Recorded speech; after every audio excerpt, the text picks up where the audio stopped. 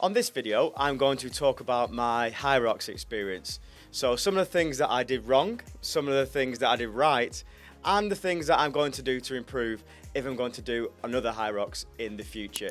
And hopefully you can find some information in here that might be useful to you. So just to explain a little bit about my background before this Hyrox, I had been training for the London Marathon, and I had done a period of time from doing the Chester Marathon in October 2023, where I ran 3:02 for the marathon distance, to the London Marathon where I ran 2:59 for the marathon distance. And I'd done a few months there of easy running, recovery running between that, but then I also picked up my marathon training for a period of time from January and February in 2024, and I supplement this with gym work. So I go to the gym and do 3 days worth of gym work, 2 days worth of upper body, a push, a pull, and then 1 day worth of legs work. And I've been doing that consistently for around about, well, before the Hyrox event, consistently for just under a year. So the training I was doing for the Hyrox specifically, which is a mix of endurance and strength and anaerobic work. I hadn't really done much of the anaerobic work, but I'd done quite a lot of the endurance and a fair amount of the strength work. So moving into the Hyrox, I thought potentially if I was in marathon shape and I was able to do the distance in the Hyrox quite easily, which is the kilometers, and doing things like push, pull, farmer carries, that would be relatively simple based on my training. How wrong was I? I kind of underestimated the whole experience, if I'm honest with you. So some of the things that I did well going into the Hyrox, I was aerobically fit, and I do think that because of the nature of a Hyrox event, which is it's going to be 8 kilometers worth of running, so it's quite a lot of running, I was definitely in aerobic shape. I very much doubt many of the people at the Hyrox event I did at in London had done a sub 3 hour marathon within a month of that event. In fact, I would have been probably right at the high end of that, and my times for my kilometers didn't necessarily show that, but it did feel like I was more of an aerobically based lightweight person compared to the majority of the athletes there, which were anaerobically trained, more strength based, just from visuals. However, that might not be true, but just from visuals when I was at the event itself, it did feel like I was aerobically good, but in terms of my anaerobic and strength, I was way behind. My strength work that I've been doing, it is literally just beach body stuff. So bench press, like pulls, pull-ups, rows, that sort of stuff. So nothing really specifically for the Hyrox event. So I did feel like I was strong. I felt like I would be stronger than most people who could do a sub 3 hour marathon, but it wasn't perfectly in tune for doing the Hyrox, where it's very functional. You have to do things that are lifting, carrying, pushing, pulling, and whilst actually moving pretty quickly rather than having like minute, 2 minute between sets. So I felt like I was fit enough, I was strong enough, but I hadn't done the specific training needed for the event itself. So that's kind of a rough outline of what shape I was in, what I was doing before the event itself. And now I'm going to go into the Hyrox day and the build up to it, and then the actual event day and how it went and how I felt afterwards. On the actual day itself, I turned up nice and early. I actually went to the venue probably about 3 hours before the event and had a look around. I was actually there the day before watching my wife run the event, compete in the event. She did very well. I was there with my little kid and we were kind of cheering her on around the course. So I had a good idea what it looked like and what it felt like. But I turned up early anyway to make sure it was all the same for the men's day, because the men's and women's days are split up. So I thought I'd get my bearings. When I got there, I realised that was too much time, so I spent another hour and a half probably in a coffee shop around the corner doing some work on my laptop, and then I went back into the arena itself. Warm-up wise, I did a little jogging, not too much, and again, I wasn't specifically aiming for this event. This is not advice for someone who is going to achieve optimal performance in the event. This is advice for someone who's a complete newbie to it, someone who has never done it before, someone who just wants to try something new out. I just turned up and did a little jog, and I did a bit of stretching. In the Hyrox arena itself, there is a warm-up area, and you can actually try the push, the pull, different exercises, and they have like equipment there so people can warm up. It's actually quite cool to see that other people were taking things really seriously, and I didn't do any of that, but you could do that if you were inclined to do that sort of thing and you'd prepare for it in a specific way. I was in a wave that I put myself in the male category, and I didn't know who was in my wave. You didn't know kind of how good they were, how fast they were. You're not to know that. So about 10 minutes before the actual event starts for yourself in your wave, bear in mind there's like hundreds of waves going across throughout the day. So different people starting in 10-minute increments. And I turned up in the pen, you're waiting there for like 5 minutes, listening to a bit of a brief on a screen. And then once that happens, you set off. So for me personally, the first bit of the event was the kilometers, and my kind of plan was to run hard on the runs and take myself a bit easier on the actual strength-based equipment, because I thought I might find that a bit more difficult. I was right. And in the first kilometer, being someone who just done a sub 3 hour marathon and aerobically pretty good, I'm probably better at short distances than I am at longer distances. I thought if I do 4-minute kilometers for the race itself, I'm going to end up in a pretty good place. So I did the first kilometer. I was just kind of hanging up with the first couple of people in my wave, running around with them, taking it nice and easy.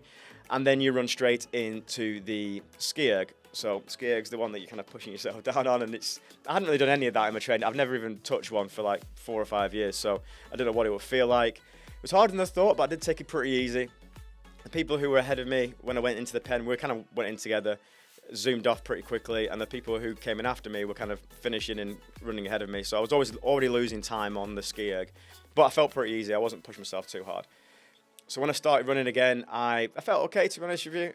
I didn't know what to expect and how I would feel, but I still felt like I was still full of energy and I could still push myself on. Then the thing that I did wrong was, and bear in mind, they are really clear about how many laps you're meant to do, how many times you're meant to pass the in and outs, how you're meant to go out and in of the, there's basically a separate area for all the strength exercises and those exercises, and everyone runs around the outside. So there's like a big sign saying in, a big sign saying out.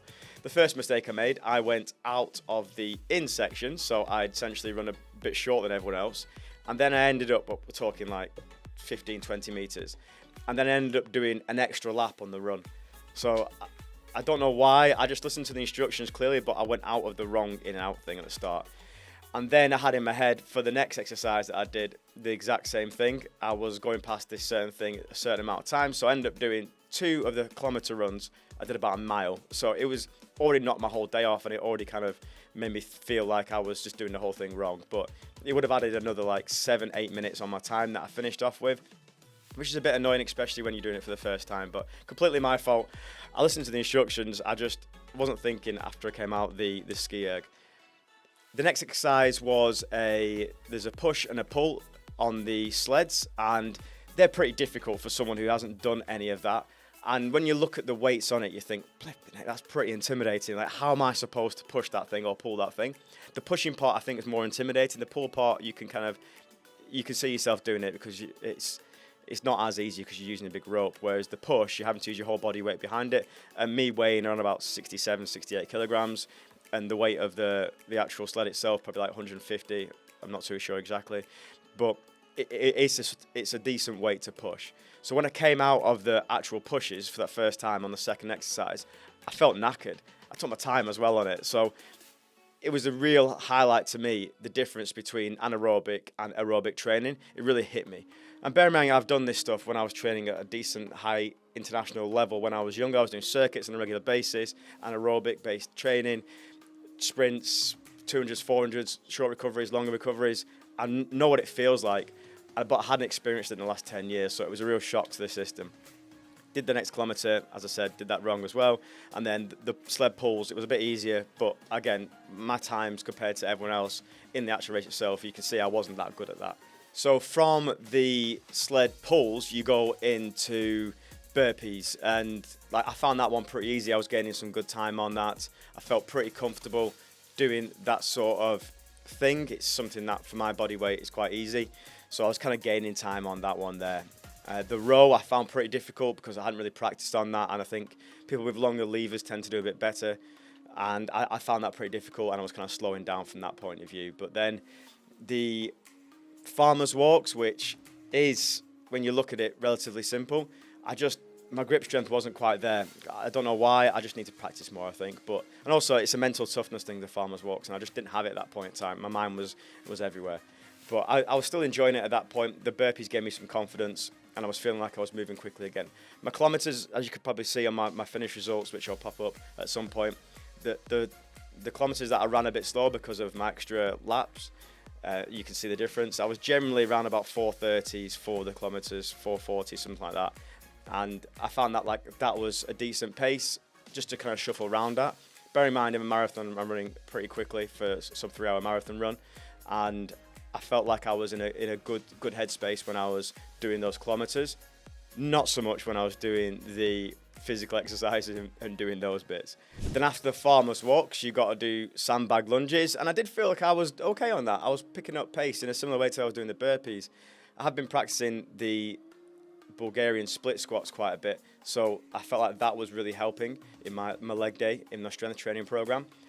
And then the last one, which was by far the hardest, the wall ball, like you had to basically do a squat and push a ball up pretty high, to be fair, for someone my height, and I didn't enjoy that at all. And I think, in fairness, the lady who was helping me count, she was being very favourable to how I was doing things. So there is a bit of that in it when you're not competing at the top end of things. You see the pros and the Hyrox going off at such a pace that you just think that you're never going to compete with that.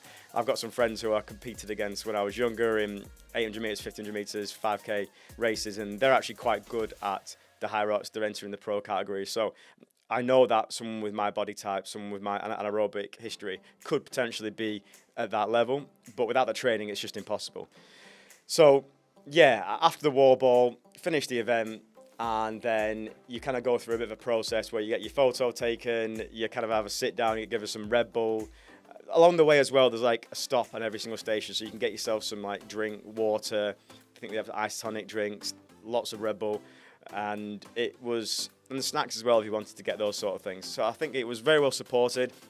The atmosphere is fantastic, music pumping out everywhere. You've got loads of spectators and fans that you can follow you around different stations. So I was there on my own, so I didn't have any support from that perspective, but you felt like people who I was running with had friends and family nearby, so you often heard similar names cheering people on. So that was pretty cool to see. I really enjoyed that part of it, and being in a really positive atmosphere. The music's so loud as well that you just can't not hear it, and they're very clever how they do things with the section of the run. They're having different staff members moving runners to the left or right depending on where the crossing traffic of spectators are, which I thought from an operational event side of things was pretty impressive. And they had lots of activations within the event village area itself, and different people trying to sell different products that were related to Hyrox, strength-based, CrossFit type things there. When I finished it itself, I kind of just had a wander around, and I was pretty happy with myself knowing I completed it. And then went out and met some friends for some drinks, so I kind of forgot about it pretty quickly. But my overall experience of the event was that if you're gonna do one, go to some HIIT classes, go to some specific circuit-related training. That is way more important than anything else. If you are one of those people that is focused on running and hardly does any strength work, this probably isn't for you, if I'm honest with you. I think I only got through it because I was doing a solid amount of strength training, like benching a solid amount compared to my body weight, doing rows in the gym at a decent standard. So I felt like I was prepared for it more than any other long distance runner would be. So if you're a long distance runner, you want to do a Hyrox, I'd say go do some circuit training, maybe 1 day a week of upper body strength training as well to make sure you're able to actually push the weight itself. For anyone doing gym-based work and fancy doing something more like this, where it's more aerobic, you definitely need to do some aerobic work because running kilometers, it's not easy. So you're doing 8 of them. So you need to do a little bit of long distance running, 5, 10Ks, maybe some long 10-mile runs, 12-mile runs, that sort of stuff as well to prepare yourself. But in general, the event was something I'd recommend. They don't do them that often in the UK, and they sell out pretty quickly. I entered through a charity, so I got a place through that for that way. So there's another method of entering if you haven't actually got a place itself. But yeah, the whole experience was quite cool. Bit different to what I've normally done in the past. It was on my goals for the year, so I'm happy I ticked it off. And would I do it again? Yes. Would I do it again with the training I did? Definitely not, no. Will I recommend it to anyone else? 100%. Anything you can do to improve yourself, to do some different training, to keep yourself fit, healthy and active, that is what it's all about. It's definitely given me a bit of motivation off the back of it to do a few more run-through races. So off the back of that race, I ended up doing quite a few run-through races, back-to-back half marathons, 10Ks, 5Ks over the next few weeks, keeping myself fit and healthy and just kind of like jumping on the back of the marathon and Hyrox cross training side of things to keep myself ticking over, doing some fast runs. So I hope you enjoyed that video. I hope you found it useful. Any questions you want to ask about doing a Hyrox, then drop in the comments below, and I'll be happy to answer them and let you know my thoughts and opinions. To find more about me, I'm at Matt Woody Wood on all the different channels, and to find out more about Run Through, check out runthrough.com.